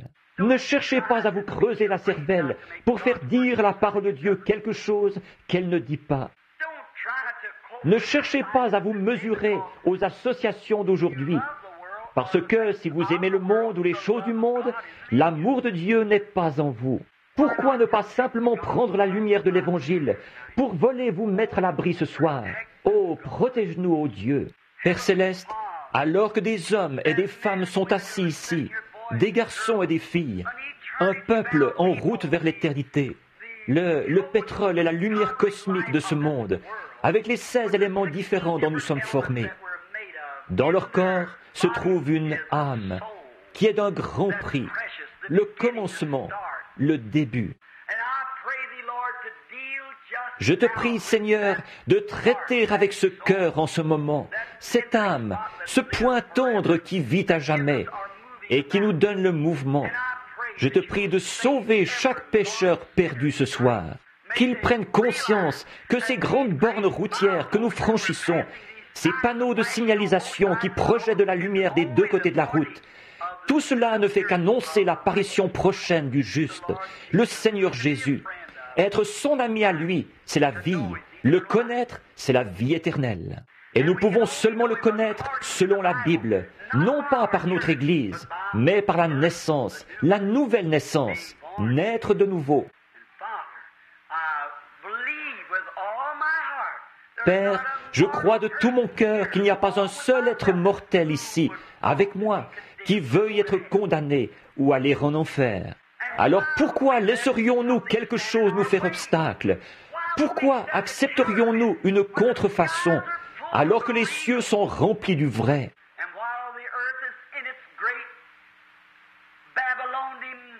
Et pendant que la terre est occupée à sa grande beuverie babylonienne, à boire du vin, à faire la bombe, les femmes à moitié habillées, des concubines comme Nebuchadnezzar en avait, il y a une main qui écrit quelque chose sur la muraille. Les voyants voient la chose approcher, eux qui montent plus haut que la personne ordinaire. Nous le voyons parce que c'est écrit dans la parole. Plus d'eau, mais le feu cette fois. Et nous voyons l'écriture sur la muraille. Nous voyons que toutes les nations sont condamnées. Et Dieu emportera son Église, ceux qui sont nés de nouveau. L'heure vient où ceux de l'âge de Luther, ceux de l'âge méthodiste, ceux de tous les âges qui se sont endormis avec des cœurs sincères en Dieu, quand le maïs n'était qu'une petite feuille et quand il était une aigrette. Mais là, ensemble, toute cette vie sera rassemblée et la résurrection aura lieu. Tous ces gens formeront le glorieux et beau corps du Seigneur Jésus. Et c'est pour bientôt. Tu as dit, ceux qui rejettent cela seront jetés dans les ténèbres du dehors, où il y aura des pleurs, des gémissements et des grincements de dents. Dieu notre Père, il n'y a pas une seule personne qui veuille se retrouver là. Ô Dieu, fais-nous miséricorde. Nous sommes là avec des cœurs contris et la tête tournée vers la poussière d'où tu nous as tirés. Et si tu tardes, nous y retournerons. Ô Dieu, sois miséricordieux envers nous, alors que j'intercède pour cet auditoire en attente. Après le message de ce soir, je te prie d'ouvrir les yeux des gens pour qu'ils se rendent compte qu'ils sont dans ta présence. Et pendant que nous avons la tête inclinée, est-ce qu'il y a une personne ici? Ou plutôt, combien d'entre vous? Sûrement qu'il y en aura beaucoup. Vous êtes conscient que votre vie n'a pas été à la hauteur de la parole de Dieu. Vous avez traînassé, vous avez cru à moitié, vous avez adopté un peu du monde et un peu de ceci et un peu de cela, et vous en avez par-dessus la tête ce soir. Oh, vous avez adhéré à l'Église, c'est vrai. Peut-être que vous ne l'avez pas fait, je ne sais pas. Mais devant Dieu, dans la présence duquel nous pourrions nous trouver avant demain matin, il se pourrait qu'un missile atomique détruise tout, que tout soit anéanti, avant que le jour se lève demain matin. Rappelez-vous, il fait jour en Russie en ce moment. Il a dit, de 2 personnes qui seront au lit, ce devra être la nuit quelque part quand il viendra, l'une sera prise, l'autre laissée. Avez-vous l'assurance dans votre cœur, à la lumière de la parole de Dieu, que vous êtes nés de nouveau de l'Esprit de Dieu et que les fruits de l'Esprit accompagnent votre vie par l'amour, la joie, la paix, la longanimité, la bonté, la foi, la douceur, la patience, que tout cela vous accompagne?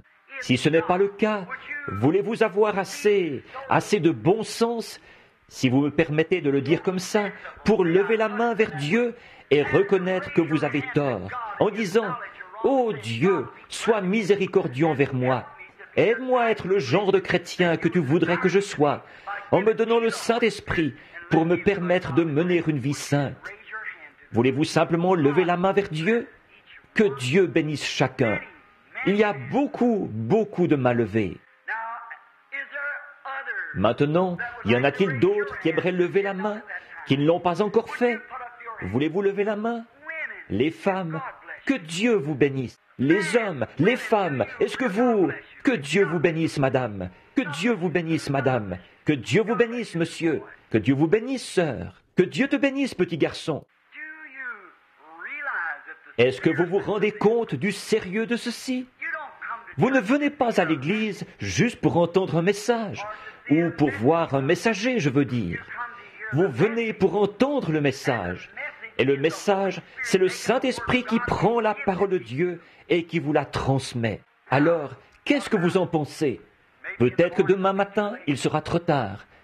Est-ce que vous voulez bien, dans la présence de Dieu, lever la main, vous qui ne l'avez pas encore fait, pour dire « Ô Dieu, sois miséricordieux envers moi.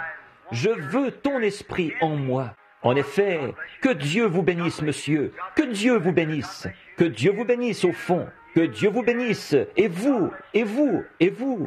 Oui, que Dieu vous bénisse, monsieur. Que Dieu vous bénisse, monsieur. Est-ce que vous voudriez dire « Ô Dieu, je descends dans la maison du potier. J'en ai par-dessus la tête.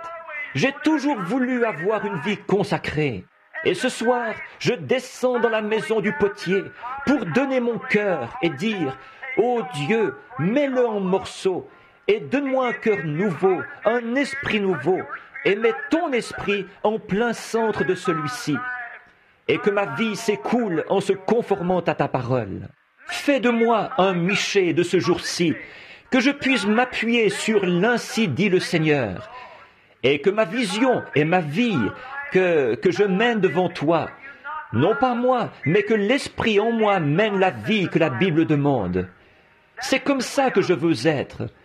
Ô Dieu, par ta miséricorde, rends-moi ainsi. Quelqu'un là qui n'aurait pas levé la main, voulez-vous le faire maintenant? Que Dieu vous bénisse, madame. Que Dieu vous bénisse. Que Dieu vous bénisse, madame. Que Dieu vous bénisse. Restez assis bien tranquillement pendant que vous priez maintenant. Toutes les têtes inclinées, tous les yeux fermés, tout le monde en prière.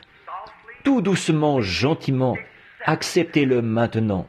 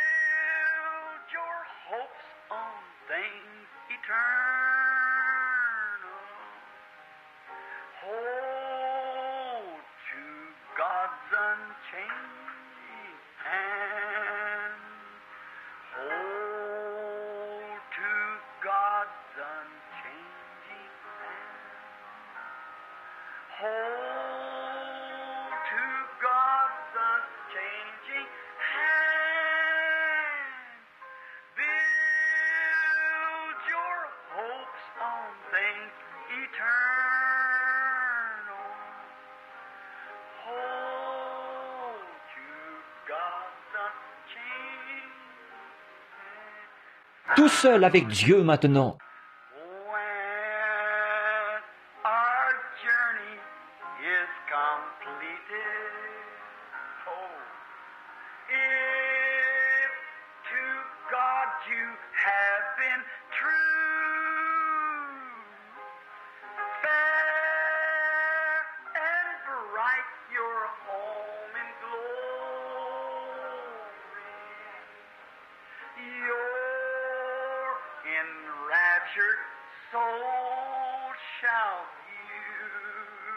Alors, que devez-vous faire?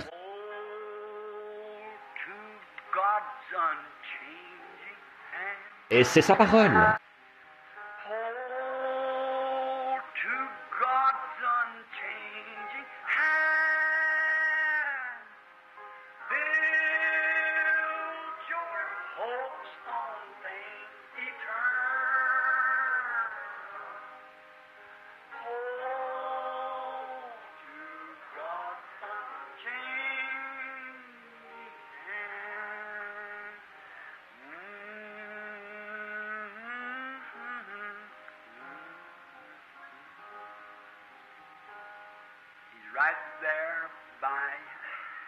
Il est là, juste à côté de vous.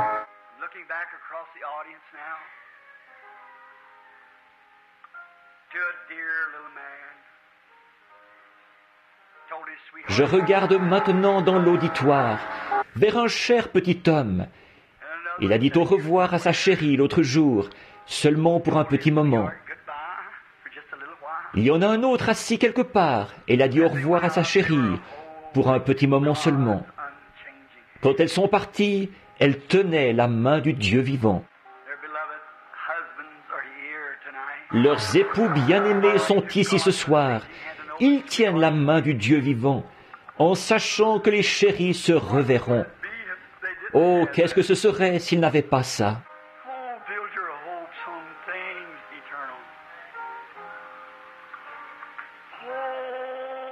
Oh, bâtis ton espoir sur les choses éternelles.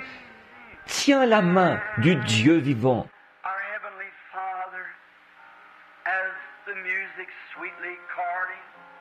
Notre Père Céleste, en ce moment, la musique joue doucement, et c'est un message. Un prédicateur, le Saint-Esprit, est en train de nous prêcher à travers la musique, de nous dire ce qu'il faut faire de ce message ce soir. Attache-toi à la parole immuable de Dieu. Les cieux et la terre passeront et changeront, mais ma parole ne passera jamais. Elle ne peut pas changer. C'est la parole du Dieu immuable. Je serre ta parole dans mon cœur, a dit le psalmiste, afin de ne pas pécher contre toi. 20 ou 30 mains se sont levées ce soir, Père. Des hommes et des femmes ont entendu la parole, alors que la foi vient de ce qu'on entend. Ils ont pris la décision qui, à elle seule, suffit entièrement. C'est qu'à partir de cette heure, avec ton aide et par ta grâce, ils te serviront. Maintenant, ne veux-tu pas, Père, descendre doucement dans leur cœur? Mets ton esprit dans leur esprit nouveau. Il a fallu que tu leur donnes un esprit nouveau, sinon ils n'auraient jamais levé la main. Ils n'en auraient pas eu le désir. Mais ils sont descendus dans la maison du potier et t'ont laissé changer leurs émotions et leurs idées. Et maintenant, dans leur cœur, ils ont été attendris. Et tu as dit, nul ne peut venir à moi si mon Père ne l'attire. Ils n'auraient pas pu lever la main, du plus jeune au plus vieux, si tu ne leur avais pas dit de le faire. Ils l'ont fait parce que tu leur as parlé. Et c'est Dieu qui les offre à Christ comme cadeau d'amour. Ils ont livré leur cœur. Et nous pouvons entendre ta voix forte qui dit, « Celui qui écoute ma parole, non pas ton Église a ta parole. Elle n'est pas en contradiction avec ta parole.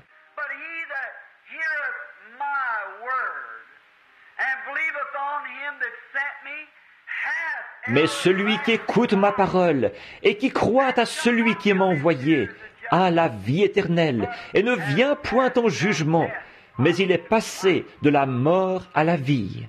Bénis-les, Père, en les faisant jouir d'une longue vie, de la vie éternelle, et ressuscite-les au dernier jour, comme tu l'as promis.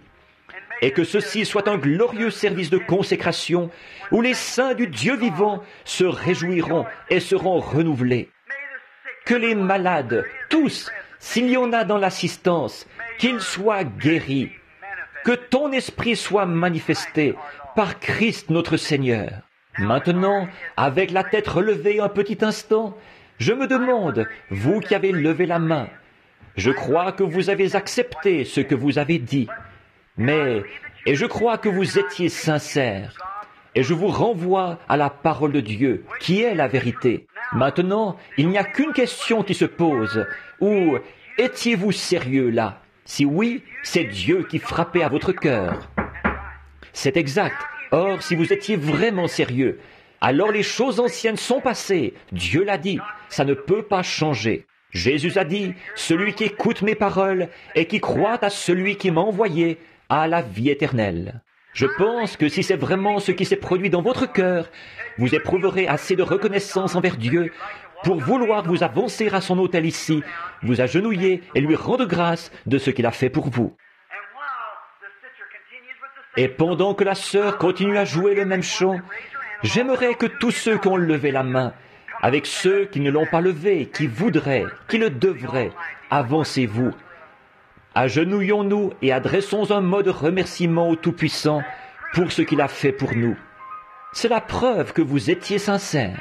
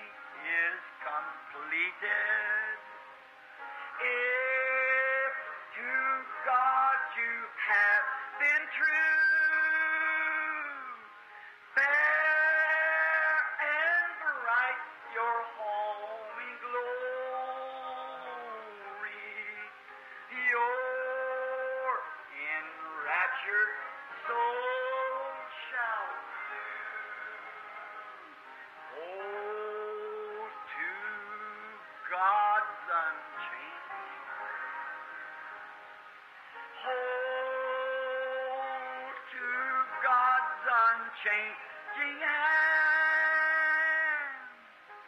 build your hopes on things eternal. Hold to God's unchanging hand. Oh, I'm going through. Oh, j'irai jusqu'au bout. Maintenant, je me demande, il y a beaucoup de pasteurs et d'évangélistes avec nous ce soir qui aiment voir des âmes entrer dans le royaume de Dieu. Je me demande, les frères, si vous... Viens, pasteur. Et je me demande si les frères voudraient venir se placer en avant ici. Nous allons prier pour ces chers gens. Savez-vous quoi? D'après la parole, et je la mets à l'épreuve, à l'essai, ils ont levé la main pour témoigner de ce qu'ils allaient accepter la parole éternelle de Dieu ce soir et croire. Et j'ai dit, maintenant nous avons prié. Maintenant, regardez ce que Jésus a dit. Reportons-nous à la parole, là. Nous avons beaucoup de fantastique, mais reportons-nous à la parole. Jésus a dit, celui qui écoute ma parole et qui croit à celui qui m'a envoyé a la vie éternelle et ne vient point en jugement, mais il est passé de la mort à la vie. Dieu l'a dit. La question est réglée pour toujours.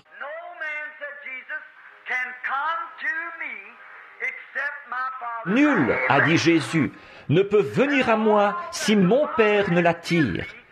Et tous ceux que le Père m'a donnés viendront à moi. Aucun n'est perdu. Celui qui mange ma chair et qui boit mon sang a la vie éternelle. Et je le ressusciterai au dernier jour.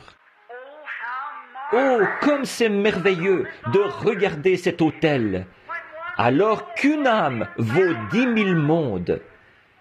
Ils ne sont pas du tout venus pour adhérer à une église. Ils sont venus parce qu'ils sont membres du corps de Christ. Ils sont venus ici pour rendre grâce et pour prier. Et je prie le Saint-Esprit d'oindre et de remplir chaque cœur d'un bout à l'autre de l'autel ce soir, d'un esprit paisible, doux et humble, qui produira les fruits et la justice de Christ tant qu'il y aura un souffle de vie dans leur corps, et jusqu'à ce qu'ils rentrent à la maison dans la gloire. Est-ce que les évangélistes et les pasteurs voudraient venir se placer ici avec nous pendant que nous prions, s'il vous plaît? Chacun, quelles que soient les églises auxquelles vous êtes affiliés, ça n'a rien à y voir. Nous voulons simplement que vous veniez, tout autour des gens.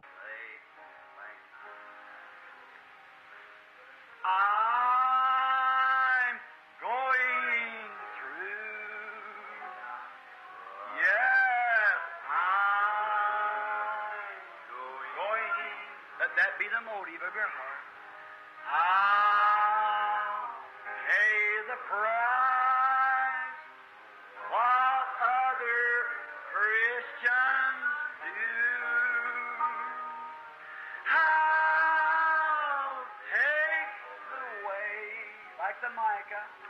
With the Lord despise you. I've started in with Jesus, and I'm going through. I'm going. Yes, I'm going. I'll pay the price for what other Christians do. I'll take the way with the Lord despise you. I've started in with Jesus, and I'm going through. Is there another J'irai. Y a-t-il une autre personne qui aimerait prendre ce chemin? Si vous avez honte de moi devant mon Père ou devant les hommes, j'aurai honte de vous ce matin-là devant les anges. Are you ashamed before this little audience tonight? Avez-vous honte devant ce petit auditoire ce soir de prendre position? Avez-vous honte? Celui qui me confessera devant les hommes, je le confesserai devant mon Père. I'll take the way, Lord. I'm going through. I've started through with Jesus,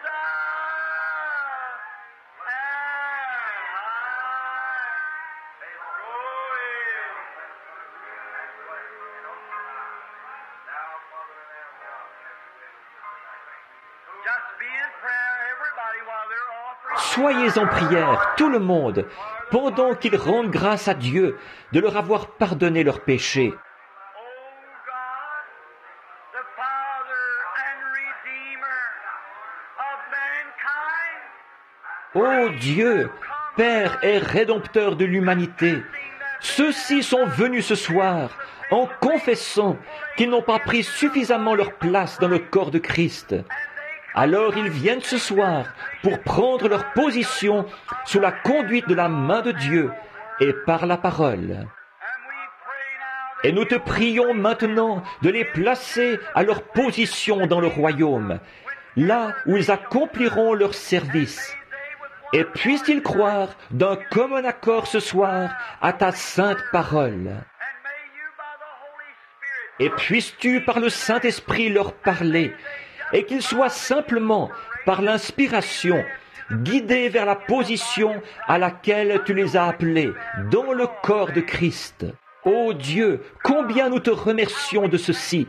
C'est quelque chose de glorieux à tes yeux. Nos cœurs sont remplis d'allégresse de voir des hommes et des femmes qui sont prêts à s'agenouiller humblement à l'autel et à confesser leurs fautes et implorer ta miséricorde. Amène-les jusqu'au bout du chemin, Seigneur. your anointed servant Tes serviteurs oints, les ministres de la parole, se tiennent auprès de ces gens, et je me tiens ici, près de cette chair sacrée. this is a wonderful moment. The angels of God C'est un moment merveilleux.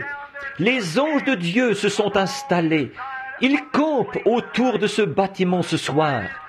En effet, il est écrit dans la parole, les anges de Dieu campent autour de ceux qui le craignent.